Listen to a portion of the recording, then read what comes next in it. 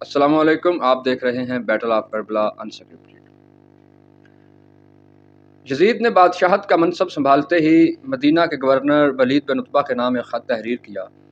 اس خط میں یہ بات درج تھی کہ تمام اہل مدینہ سمیت عبداللہ بن عمر، عبداللہ بن زبیر اور حسین ابن علی علیہ السلام سے میری بیعت حاصل کر لی جائے، اور اگر یہ تین شخصیات میری بیعت کرنے سے انکار کرتی ہیں تو حسین ابن علی علیہ السلام کا سر کاٹ کے میرے دربار میں بھیج دیا جائے۔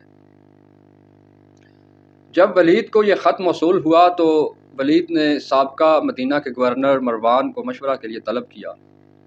دونوں کے درمیان اس خط پر مشاورت جاری تھی۔ مروان نے ولید کو یہ مشورہ دیا کہ تینوں شخصیات کو ابھی کے ابھی دربار میں طلب کیا جائے اور انہیں اس وقت تک دربار سے نہ جانے دیا جائے جب تک کہ وہ یزید کی بیعت نہیں کر لیتے، اور اگر وہ یزید کی بیعت نہیں کرتے تو انہیں یہیں پہ قتل کر دیا جائے۔ ولید کا ایک قاصد جناب حسین علیہ السلام کی طرف روانہ ہوا۔ کہا جاتا ہے کہ اس وقت نواسۂ رسول صلی اللہ علیہ وسلم مسجد نبوی میں تشریف فرما تھے۔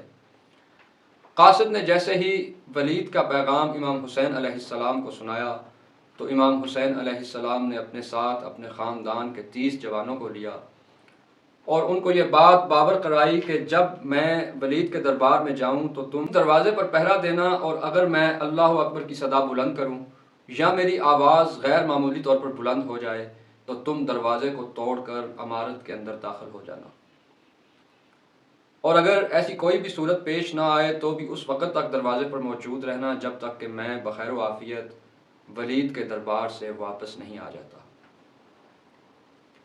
بالآخر حسین علیہ السلام ولید کے دربار میں پہنچے تو سامنے ولید اور مروان کرسیوں پر براجمان تھے۔ ولید نے یزید کا خط امام حسین علیہ السلام کو دکھاتے ہوئے بیعت کا سوال کیا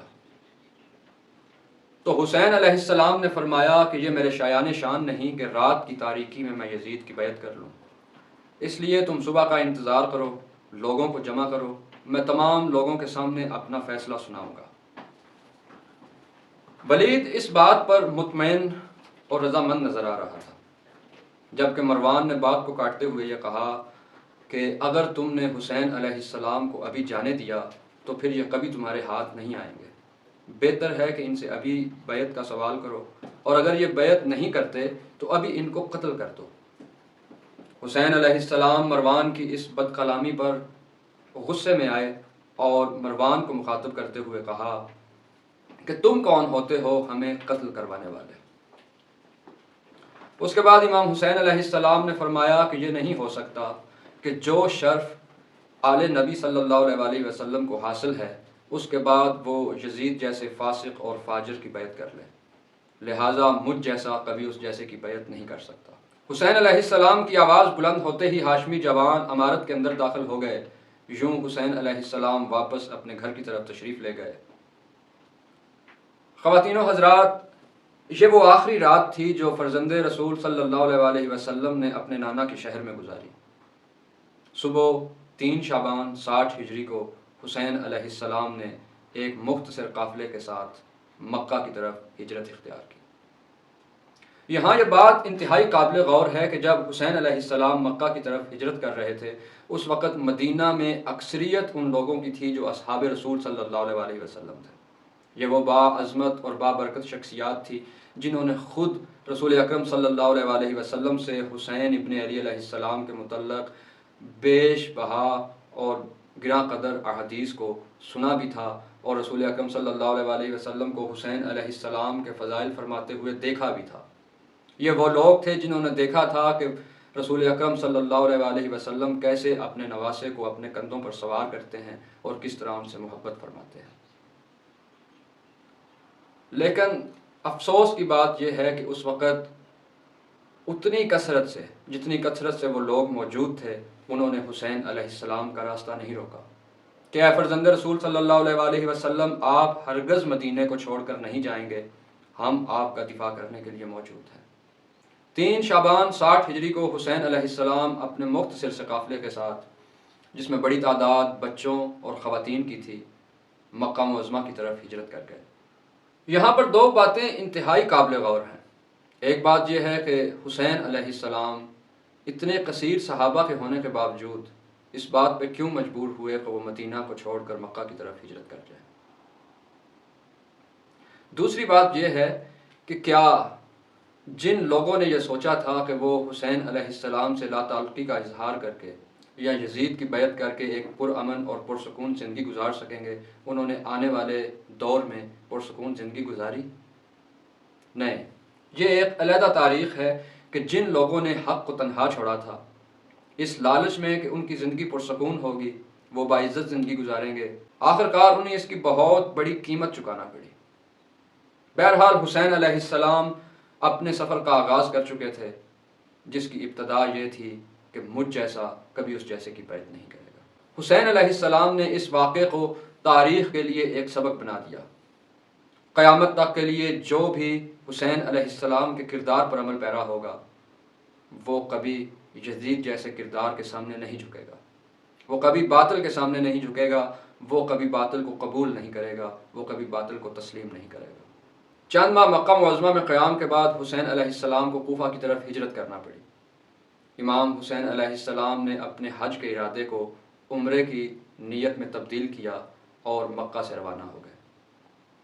اس کی بہت سی وجوہات تھیں۔ پہلی وجہ یہ تھی کہ خدشہ تھا کہ حسین علیہ السلام کو حج کے دوران کعبہ میں قتل کر دیا جائے گا۔ حسین علیہ السلام یہ نہیں چاہتے تھے کہ اس مقدس زمین کی حرمت کو پامال کیا جائے۔ دوسری وجہ یہ تھی کہ کوفہ کی طرف سے کثیر تعداد میں خط امام حسین علیہ السلام کو موصول ہوئے، جس میں نواسہ رسول صلی اللہ علیہ وسلم سے یہ استدعا کی گئی کہ وہ کوفہ تشریف لائیں اور ہمیں ظلم و جبر اور غیر اسلامی حکومت سے نجات دلائیں، اور اپنے نانا کی امت کی اصلاح کریں اور اپنے نانا کی امت کی مدد کریں تاکہ اسلام اور اسلامی اقدار کی حفاظت کی جا سکے۔ حسین علیہ السلام نے کوفہ پر اپنی حجت قائم کرنے کے لیے کوفہ کی طرف اپنے سفر کا آغاز کیا، اور پھر تاریخ اس بات کی شاہد ہے کہ کوفہ والوں نے حسین علیہ السلام کو تنہا چھوڑ دیا، جس کے نتیجے میں یہ عظیم سانحہ رونما ہوا۔ حسین علیہ السلام اور ان کے باوفا اصحاب کو قتل کر دیا گیا، ان کی لاشوں کی بے حرمتی کی گئی، خیام کو آگ لگائی گئی، اور پھر آل رسول صلی اللہ علیہ وسلم کو قید کر کے در بدر پھرایا گیا۔ ممکن تھا کہ اگر اہل کوفہ وقت پر نکل آتے اور ظلم کے خلاف کھڑے ہو جاتے، جیسا کہ انہوں نے اپنے خطوط میں امام حسین علیہ السلام سے وعدہ کیا تھا، تو تاریخ کچھ یوں نہ ہوتی۔ لیکن انسانی تاریخ کی بدقسمتی کہ اس عہد کو توڑ دیا گیا جس نے آل نبی صلی اللہ علیہ وسلم کے خون سے زمین کو رنگین کر دیا۔ ان کی یہ بد عہدی تمام تاریخ عالم کے لیے ایک سبق آموز نصیحت ہے۔ آپ جس بھی دور میں زندگی گزاریں، آپ دیکھیں گے کہ ہمیشہ تین کردار صف اول پر موجود رہیں گے۔ ایک وہ کردار جو حق کے ساتھ ڈٹ کے کھڑے ہو جاتے ہیں، اور ایک وہ کردار جو بظاہر تو حق کے ساتھ ہوتے ہیں لیکن ان کا عمل باطل کے ساتھ ہوتا ہے۔ وہ حق کو تنہا چھوڑ دیتے ہیں اور خاموشی کا راستہ اختیار کرتے ہیں۔ وہ یہ موقف اختیار کرتے ہیں کہ ہم نہ تو حق کی طرف ہیں اور نہ باطل کی طرف، ہمارا ان دونوں سے کوئی تعلق نہیں۔ اور تیسرے کردار وہ ہیں جو حق کے مخالف کھڑے ہو جاتے ہیں۔ ہم ان کو استعارتاً کچھ اس طرح سے بیان کریں گے: کربلا یا کربلائی، کوفہ والے اور لشکر یزید۔ کربلائی وہ تھے جنہوں نے خون کے دریا میں تیر کر اپنے وعدے کو وفا کیا۔ کربلائی وہ تھے جو حق کے ساتھ ڈٹ کر کھڑے ہو گئے۔ کربلائی وہ تھے جنہوں نے اپنی جانیں دے کر حق کو تنہا نہیں چھوڑا۔ کوفہ والے وہ تھے جنہوں نے درمیانے راستے کا انتخاب کیا اور انہوں نے کہا کہ ہم نہ تو حق کے ساتھ ہیں اور نہ باطل کے ساتھ۔ کوفہ والے وہ ہیں جنہوں نے حق کو تنہا چھوڑ دیا۔ کوفہ والے وہ تھے جو عارضی زندگی کے لالچ میں اور عارضی عزت و آزادی کے لالچ میں حق سے منہ موڑ بیٹھے تھے۔ کوفہ والے وہ تھے جنہوں نے اپنے عہد کے مخالف کام کیے اور بد عہدی کی۔ اور یزیدی وہ تھے جو حق کے مخالف سفارا ہو گئے، جنہوں نے حسین علیہ السلام کے خون سے اپنے ہاتھ رنگ لیے، جنہوں نے آل نبی کو زنجیریں پہنائیں، جنہوں نے ظلم و بربریت کے پہاڑ توڑے۔ آپ کسی بھی معاشرے میں کسی بھی وقت میں ان تینوں کرداروں کو دیکھ سکتے ہیں۔ اور ان تینوں کرداروں کی موجودگی میں حسین علیہ السلام کا یہ استغاثہ ہمیشہ بلند ہوتا رہے گا کہ مجھ جیسا کبھی اس جیسے کی بیعت نہیں کرے گا۔ ہماری زندگی کے ہر پہلو میں، ایک عام انسان کی انفرادی زندگی کے پہلو میں، سوتے میں، جاگتے میں، کھاتے میں، پیتے میں، چلتے اور پھرتے میں، سنتے اور کہتے میں، ہم ان تینوں میں سے ایک کردار نبھا رہے ہوتے ہیں۔ یا ہم کربلائی ہوتے ہیں اور حق کے ساتھ کھڑے ہوتے ہیں، یا ہم اہل کوفہ ہوتے ہیں اور ہم دونوں سے لا تعلق ہوتے ہیں، یا پھر ہم یزیدی ہوتے ہیں اور باطل پر کھڑے ہو کر باطل عمل کر رہے ہوتے ہیں۔ حسین علیہ السلام کا یہ جملہ کہ مجھ جیسا کبھی اس جیسے کی بیعت نہیں کرتا، یہ پوری تاریخ کے لیے ایک سبق بھی ہے، ایک ترازو بھی ہے اور ایک پیمانہ بھی ہے۔ اپنے گھر میں، اپنی گلی میں، اپنے محلے میں، اپنے گاؤں میں، اپنے شہر میں، اپنے صوبے اور اپنے ملک میں، پوری دنیا میں ہم اس ترازو میں ہر چیز کو تول سکتے ہیں۔ ہم تین میں سے ایک چیز ہو سکتے ہیں، یا تو ہم وہ ہیں جو حسین علیہ السلام کے ساتھ کھڑے ہیں، یا تو ہم وہ ہو سکتے ہیں جو حسین علیہ السلام کے مخالف کھڑے ہیں، یا ہم وہ ہو سکتے ہیں جو دونوں سے لا تعلق ہیں۔ اور پھر تاریخ نے اس بات کو شاہد کیا کہ جو بھی اپنے وقت کے حق کو تنہا چھوڑے گا، جو بھی اپنے وقت کے حق کے مخالف کھڑا ہو جائے گا، وہ قابل مذمت ہے۔